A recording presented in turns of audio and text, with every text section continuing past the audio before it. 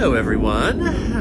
Welcome to the Wednesday Instagram Live broadcast. I am, as always, Jason Haas on a chilly Wednesday here in Paso Robles. My guest this week is, I think, going to be a really cool conversation. It's Marta Mendonça, who is the director of the Porto Protocol.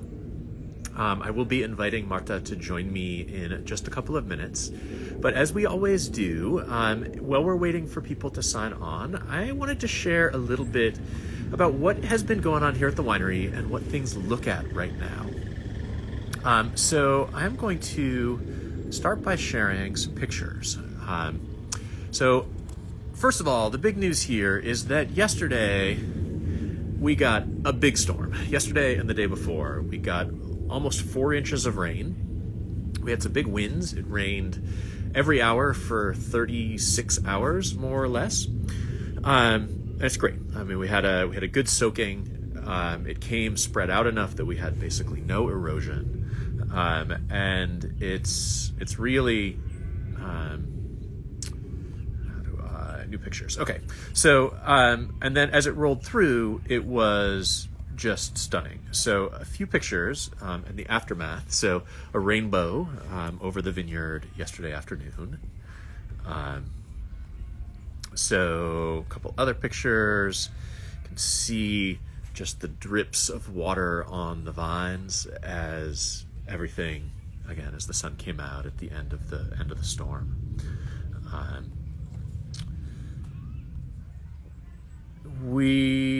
It is incredibly green here. This is a good example. We're fortunate that we had good rain in October, and that let the cover crop get off to a good start. So this wasn't our first big storm. This is our second big storm.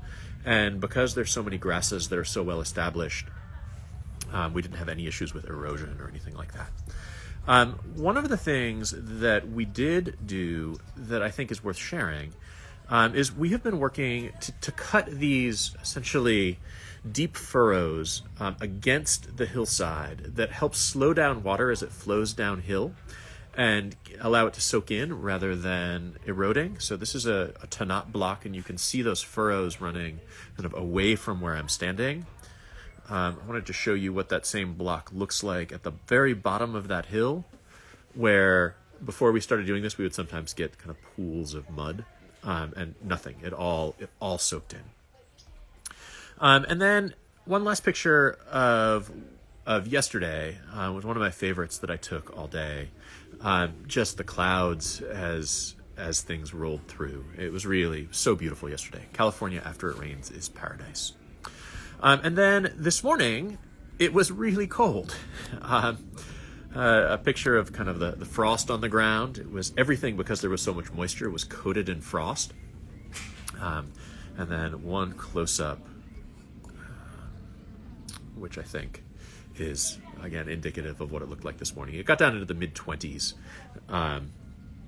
So it was cold this morning. It's great. It's exactly what we want at this time of year.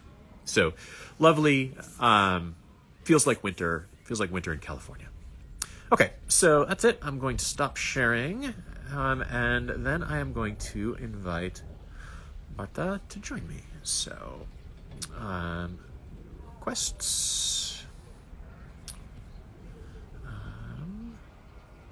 Excellent. Porto Protocol, and hopefully we will see Marta in just a moment. But it is, again, if you have not had a chance to come to Paso Robles in the winter, it is an absolutely beautiful place and a very different experience than it is in the summer, where people, I think, normally think of it as being kind of golden hillsides and green vines and hot days. Paso Robles in the winter is freezing nights, crisp, cool, lovely days. There's Marta. Hello, Marta. Hi, Jason. Thank you for the invitation to be here. You are very welcome. Thank you for joining me. I've seen your pictures. I'm happy that it rained in California.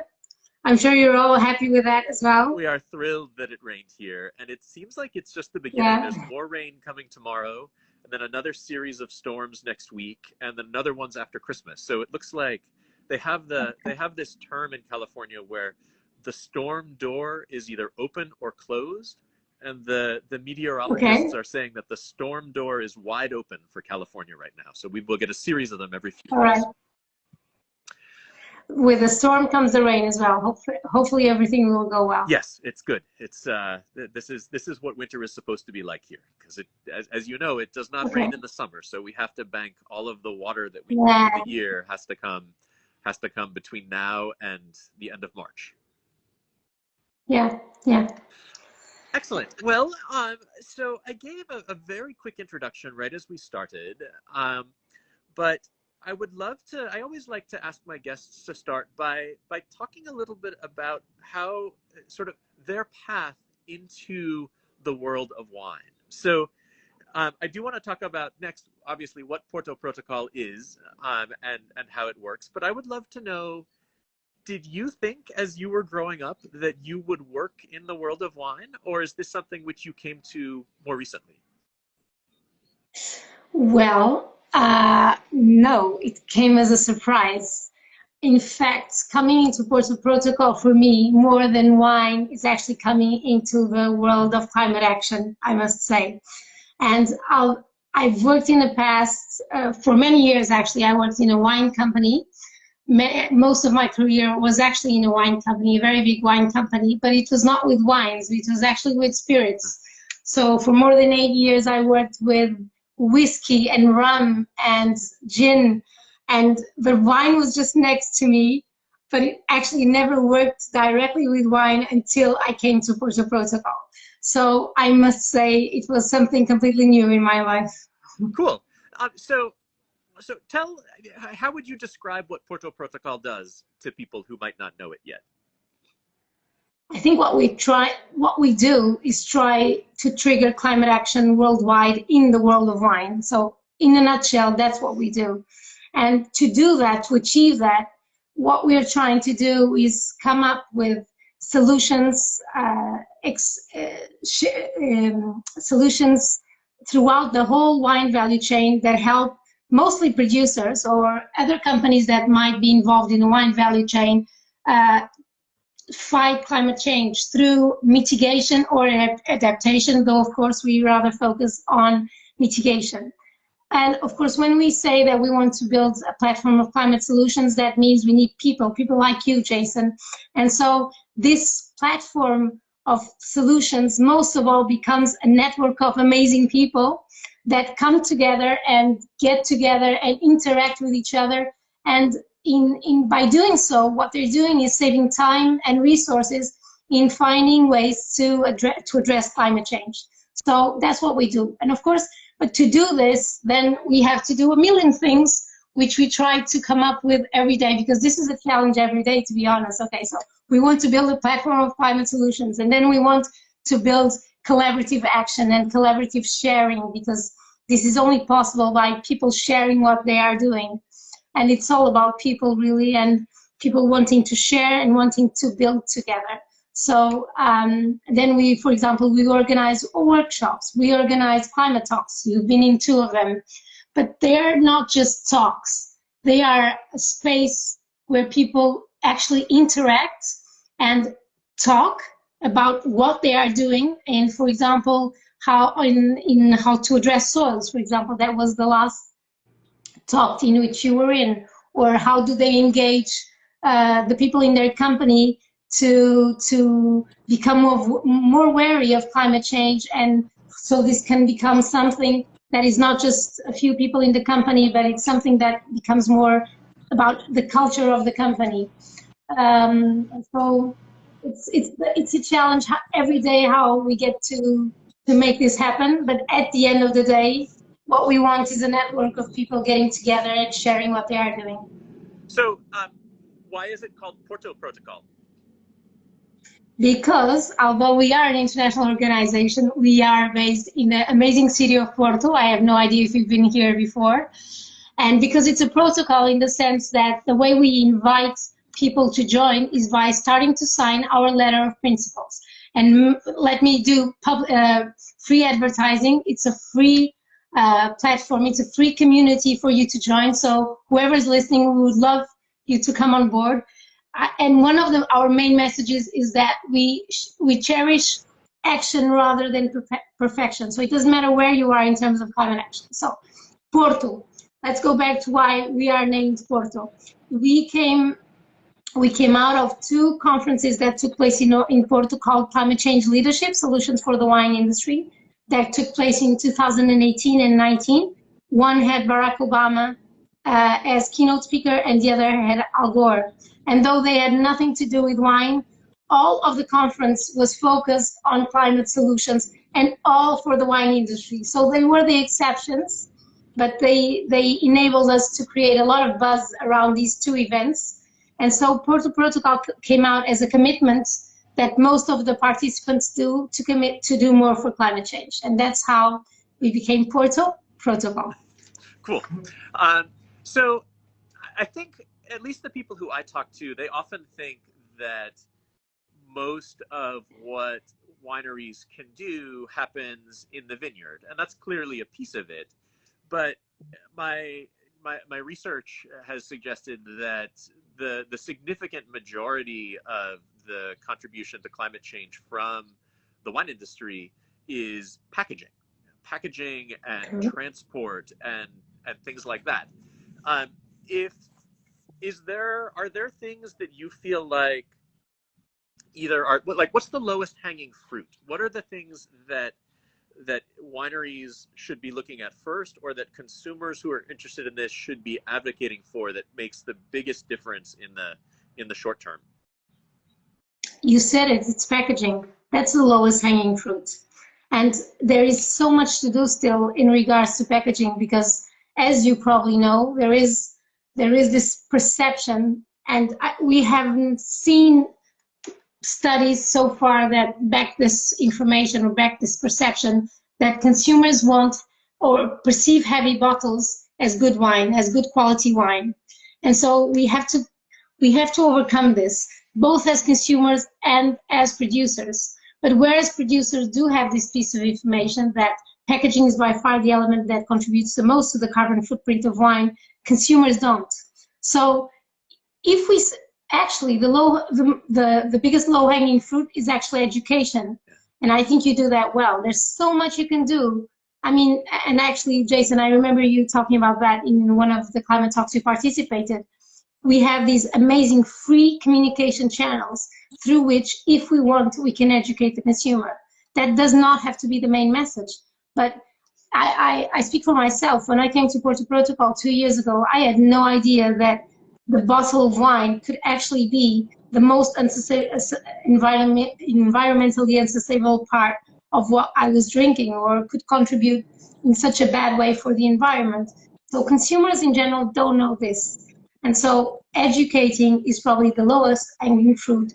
And of course, actually lowering your bottle. We've seen good examples, and I think you've worked with that. And we have various members that have reduced the weight of their bottle. And with no impact whatsoever in terms of sales. Sometimes the consumer doesn't even notice. For example, I know there is a member of ours, I think he was listening actually, that he reduced the bottle weight and changed his label. And what he did was, actually you met him, you was at your climate talk, and he just communicated the fact that he changed his bottle in different ways in different markets. So educating the consumer and to do that, I mean, wine is in a very privileged position to educate the consumer, because you don't want to know if you are eating tomatoes or pears or apples, what terroir or where that apple came from. Whereas from wine, you can do that direct relation to the place. And this is a privileged position for us to talk to consumers, because we speak as brands for the consumers, and you can say exactly where, I mean, most cases, where a wine came from. So all these reasons, I mean, the fact that most wine companies were not, for example, when we think of the old world of wine, such as Portugal, France, Italy, and even in the US, I believe that happens in your case. These are businesses that have been here for decades and centuries, They are family businesses in many cases. So all this wine, such a privileged position to educate the consumer, to talk directly to the consumer, and he wants to listen because wine consumers, wine lovers want to know about wine. Yeah. And so I think it's almost a responsibility to educate them in the sense of how wine can impact climate. Yeah, your comment is a really interesting one, and we've spent a lot of time talking and thinking about that. I remember when we were thinking about moving to a lighter bottle, like 13 years ago now. We asked our wine club and on social media, we asked, like, what do you care about? Like, do you care about the look and feel of the bottle, or do you care about the environmental sustainability and the footprint of the glass? And we were surprised that 80% of the responses that we got just said, please give me a smaller bottle that fits into my wine storage. Like, so the idea that we were somehow satisfying the consumer by having this larger bottle, it was completely wrong. We were instead making their lives more difficult. And like, so when we made the change, we reduced our bottle weight by almost a pound of glass per bottle. So a case of wine, a full case of wine, went down from 47 pounds to 36 pounds. And there were so many positive benefits to this. I mean, it cost us less to ship it. You could fit more pallets on a truck before you get to the truck's weight limit. But the big thing for the customers was that it fit in their wine storage. And the number of positive comments we got about that were, like, it's overwhelmed all of the people saying, like, oh, I care about your environmental footprint, or I care about how your bottle looks. It was a question of convenience. Yeah, but I think that goes to say one of the perceptions we have, and it's not a perception. We've spoken in the last 2 years. We've spoken to hundreds of producers worldwide, and we believe that this misperception that consumers want heavier bottles starts in the producer.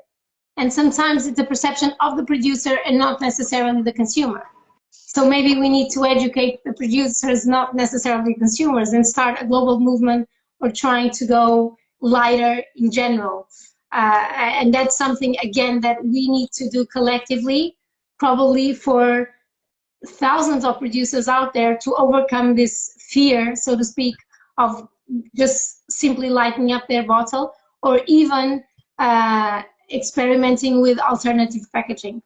And I think we've gotten some good help in recent years from some writers. I know that Jancis Robinson is now specifically commenting on bottle weights. I know that Dave McIntyre, who writes for the Washington Post, has been doing similar things. I think it just requires, I think that the shift in perception is going to happen fast. It's going to, like, you feel like it's go slow. And then all of a sudden, the idea that this large bottle is something desirable is going to look like a relic from an earlier age. Yes, as Dr. Richard Smart says, he's part of our global steering committee. He says that we're using a bottle that is 300 years old, the model. So, and it's crazy because it's like, in that sense, the industry has not evolved. Yeah. But at the same time, it is an amazing. It is a glass bottle is something amazing, and it has a lot of advantages. So once the glass industry itself evolves into producing with more environmentally friendly furnaces, for example, so the shift has to come from producers, but also from the glass industry. Even when we go to recycling rates, for example, they are completely different from country to country. For example, we have a country like Finland that has 90% recycling rates. We have a country like Portugal that only has 30-40%, if I'm not wrong. And then I don't know the rates in the US, for example, but from what I've learned, I believe they are low. So there is so much to improve in the whole value chain, not only lightening the bottle, but improving the end of life of the product itself. which again, though it's not low-hanging fruit, but it's something so important, Jason, and that's again a mindset that really has to change, but not just in the wine industry, but as a whole. When we start designing a product, it has to start from, we have to design it, we have to think of it from beginning to end, and that's probably one of the reasons that led us to where we are now in terms of climate change, in terms of waste management, is not thinking the whole life cycle of any product really. Right. And it doesn't make sense, doesn't it, to simply, okay, you think of everything, but you don't think how that product is going to end, as it is going to disappear by magic. Yep, I think that's really smart. I was happy that you mentioned alternative packaging earlier. I know that's something that really jumped out to me. We did a carbon footprint self-audit earlier this year. And the things that jumped out were like, yes, you can reduce the weight of your glass bottles, and that's a really good and important thing to do. But if you can use a package like the 3-liter bag-in-box or something like that, where the weight of the package is not anything close to what it is with glass, then that has an even bigger impact. And there's still a real consumer perception challenge, I think, in terms of that package, at least in America, though I think it's getting better in Europe.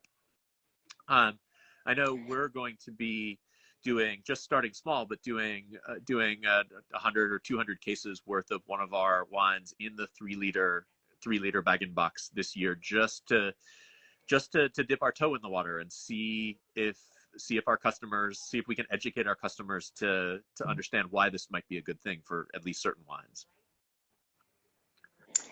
Actually, it's interesting. I agree with you absolutely. I think in regards to different types of packaging, there is still, in that case, yes, the consumer still has some perceptions to overcome. In Europe, we are more developed. In that, first, we have quite a lot of offer in terms of other packaging, though we have, for example, the Scandinavian monopolies. The retailers that sell wine in the Nordic countries, they are extremely strict when it comes to packaging, and they have very, very ambitious targets. For example, Alco, which is, I believe, the most strict when it comes to packaging, they have the target of reducing their carbon footprint in terms of packaging by 50% by 2030.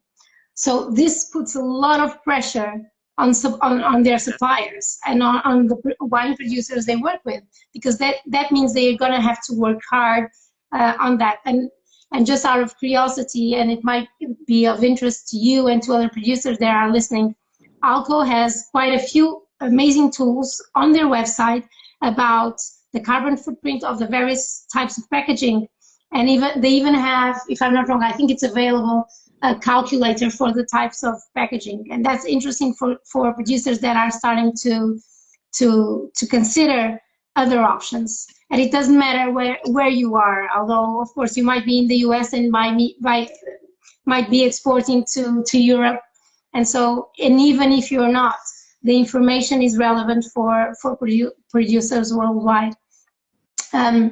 But even you spoke about Jancis, and Jancis Robinson also spoke about some of these alternative packaging, and there are interesting solutions out there now, without a doubt. Again, we just have to start seeing them more and more to be able to find them more normal rather than a challenge or feeling that you're going to be the first one doing it. And that's why, for example, if you start by lighting the bottle, if we could create this movement of producers that would do that, or even more, Jason, and here's a challenge for you. And that's something that we're starting this conversation with Diana Sace. I don't know if you know her. She's also part of our Global Steering Committee, and she's from Snowdon Vineyards, yeah? And Beth, I don't know if she spoke to you about that when she was here speaking with you, about the idea of having, on one hand, a universal bottle, and then a bottle for all the Napa producers. So one bottle with one design. And another thing that is happening, and we have quite a few members from the US working on this, is on reusable bottle schemes. I mean, at least 3 names come to mind just in the US, in both New York and California, of reusable bottle schemes. And to give you another idea, sorry, I talk too much. You should never invite me because I talk a lot. Yesterday we had a session of our carbon management workshop. And one of our guests was this lady, Muriel Chatel, and she's the managing director of a business in the UK called Sustainable Wine Solutions. And they import and distribute wine in the UK, in the London area. And they've been working with restaurants. They started as a B2C, B2 consumer, business to consumer, and now they're focused more on business to business. And they only work with reusable bottle, not only, but they have reusable bottle, wine on tap, and keg, which is something that you use. And it's interesting how she's been seeing the market really evolve and having customers, corporate customers that she would never imagine, like 2 years ago, that she could have, really going into having wine on tap or having or going for the reusable bottle scheme. So it's really interesting, not just from the producer side, but looking at other players in the wine value chain, slowly opening themselves to new options, because we really, really need that. I'm happy you mentioned wine on tap, because I do think that's also pretty low-hanging fruit for a lot of, at least a lot of American producers, because there's now a pretty good infrastructure in place for restaurants and wine bars pouring wine by the glass out of keg, and there are so many benefits to the amount of waste of wine that you avoid, to the cost of the packaging that you avoid, to the chance of spoilage, to cost, to preservation, to length of wine, that the length of time that wine is good after a keg has been tapped is many months, as opposed to the amount of time that a bottle is good if you've opened a bottle is just a day or two. I mean, we're gonna sell something like a quarter of the wine that we have earmarked for Wine by the Glass next year is going to be in these reusable stainless steel kegs, and that's a pretty big opportunity. And I think there are lots of wineries who maybe haven't wrapped their heads around the fact that it's not just an environmentally responsible thing to do, it's a superior technology for delivering wine by the glass. And if you think from the restaurant perspective, imagine, even in terms of logistics, the less waste that you have to manage, it's less stuff that you have to manage in your restaurant, aside with all the other things that you have to manage. So even in terms of waste for the restaurant itself, it has to make it easier. It probably really makes it easier, doesn't it? I would think it would have to, for sure, for exactly that reason. Okay, so we've talked about packaging a lot. What are the other things that you think are really, that when you look at a winery and you try to evaluate how well they're going after the options that are out there for reducing their climate footprint, what are the other things that you look at? What are the other things that consumers should be asking about? Well, for example, if we're talking about the winery itself, we should be talking about energy and water. And honestly, even before going to renewables, there's a sentence that's from actually Anna Britton from Napa Green, that she says, don't solarize your inefficiencies. And the lowest hanging fruit you can have before going to, and because that, for example, in California, it's probably very cheap and you get your return on investment very easy with renewable energies. But in other countries, that's not necessarily the case. But first of all, you have to make sure that you have an efficient system in place, and that you count, that you are very aware of where you spend, where you're spending your water, your energy. If you had LED lighting, for example, which is something simple, and that you get your return as well.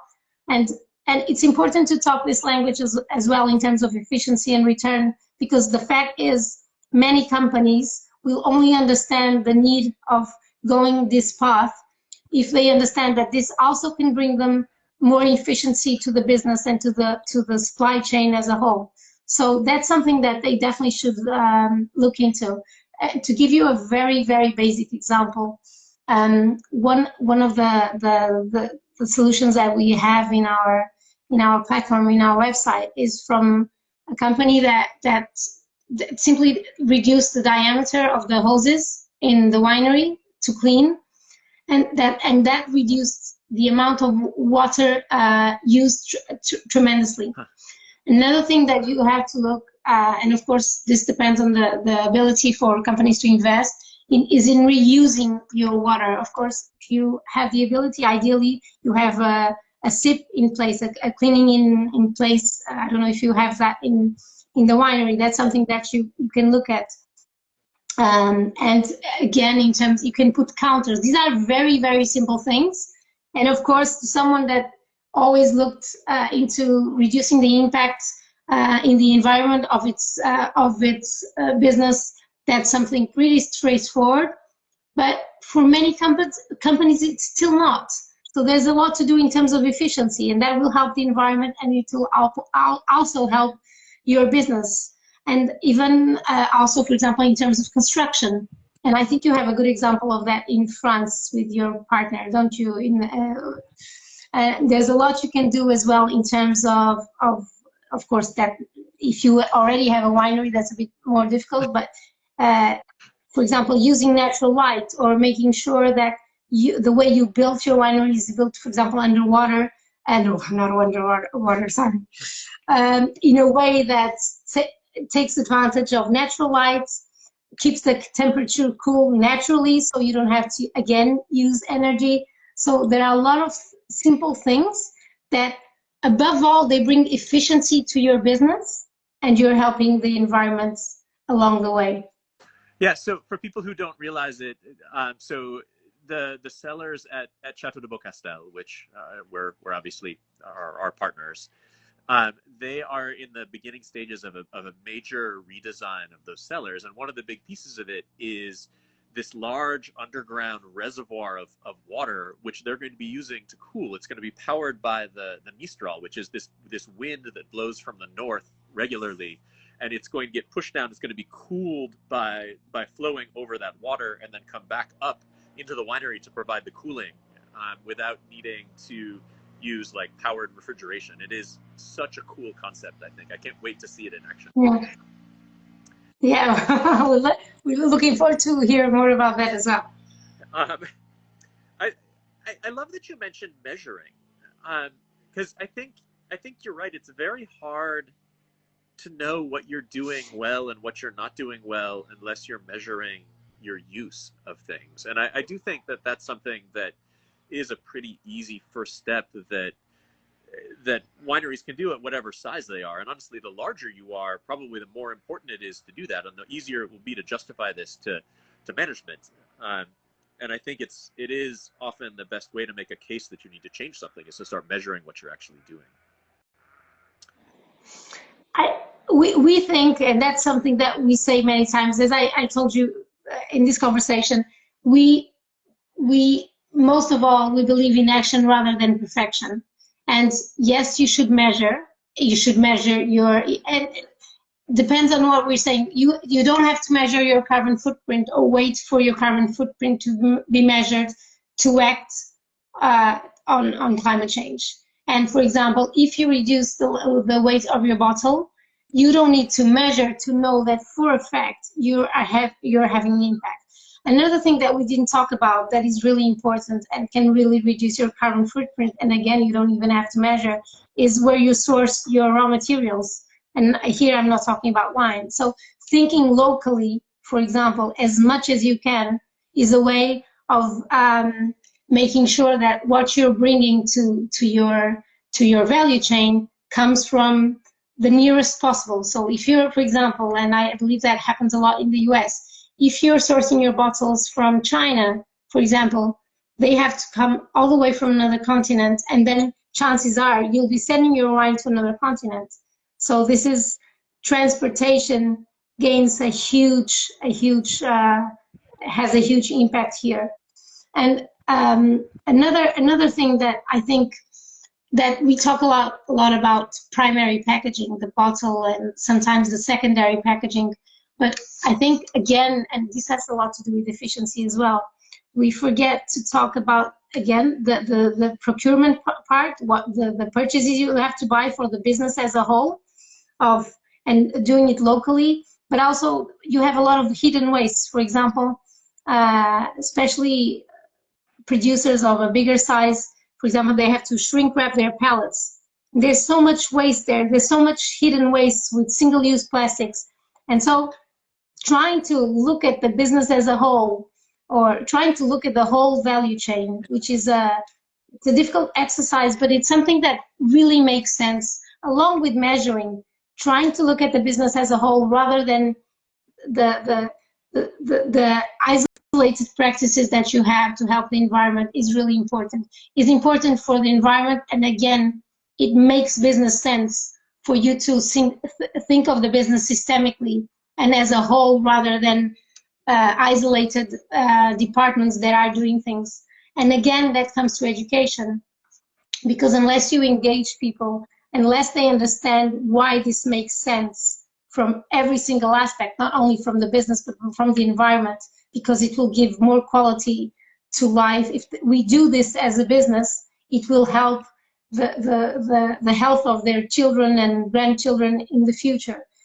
And actually, let me say this, because you introduced us to Paul Dolan, and we had a conversation with him, and I read his book, and I was so inspired. And actually, one of the things that he mentions that for me makes sense in this conversation, and is that businesses have to understand that they are not isolated pieces of a system. They are part of a bigger whole.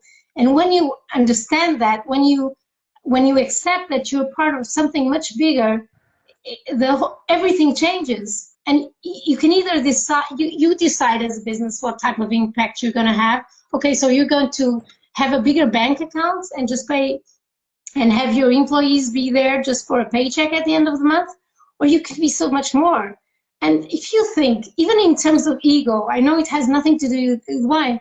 I mean, what you want to do, I mean, it's about the impact that we want to have, isn't it?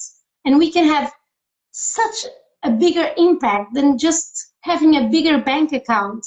And I think that's amazing. I think that's a much better story to tell your children and your grandchildren, that you are part of something much bigger than just producing wine. When wine is already a beautiful product anyway, it's fair enough, but there's so much more. And the fact that we work with the land as well, I'm not a producer, but I almost feel like a producer nowadays. But the fact that we work with the lands, and that comes actually to another, I don't know if you can call it low-hanging fruit, but I think it's one of the most amazing things that I see with producers that respect the environment the most, is the power of the observation.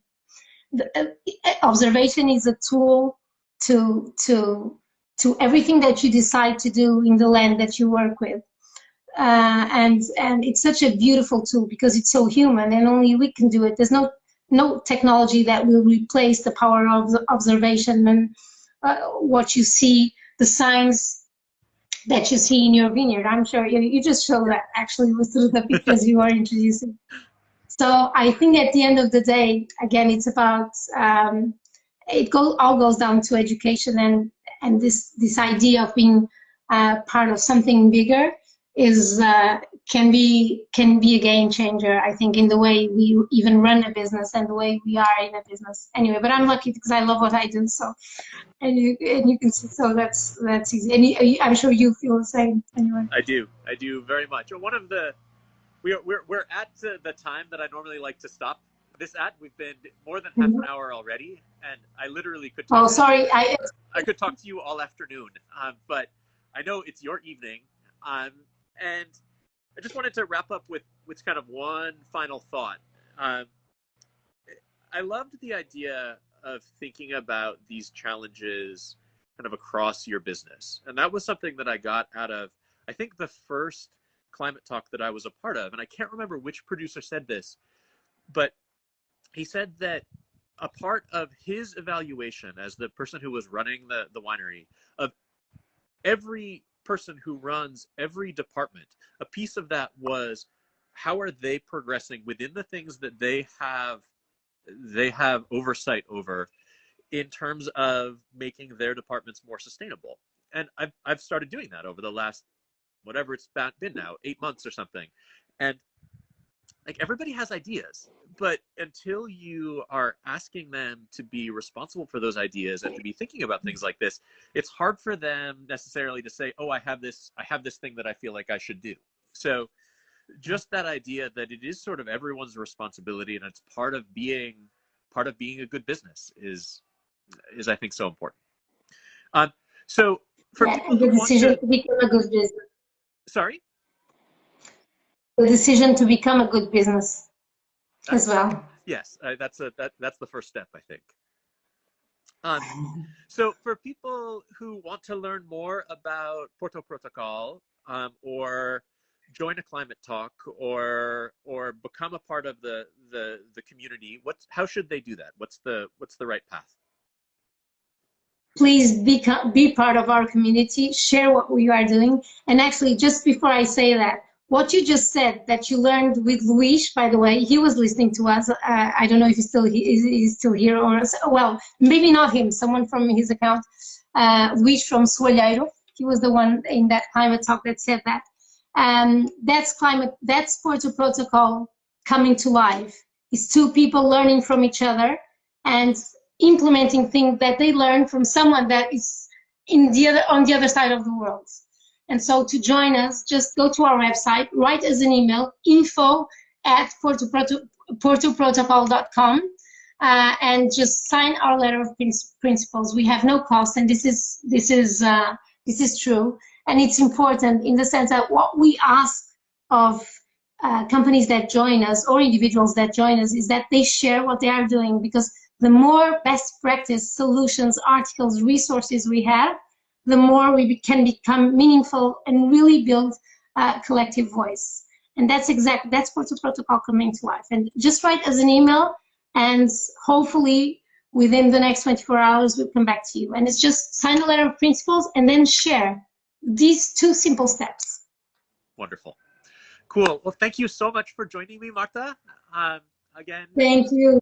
Marta Mendonça from Porto Protocol. And for regular watchers of this Tablas Creek Instagram Live, I will be taking the next session in 2 weeks off. That's the week between Christmas and New Year's. I hope you all have wonderful holidays, and then we will pick back up in January. So Marta, thank you for joining me. Everybody who watched, thank you for joining. Thank you for your comments. Have a wonderful holiday season, and I will see you. You too. Merry Christmas. Bye-bye. Bye-bye.